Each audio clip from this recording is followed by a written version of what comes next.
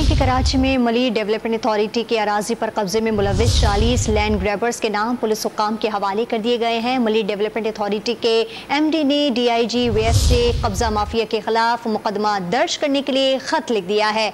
इस पर मजीद तफसीलात जानेंगे डॉन न्यूज़ के नुमाइंदे मेराज अख्तर से। मेराज अख्तर, मजीद क्या तफसीलात सामने आ रही हैं, अपडेट कीजिएगा।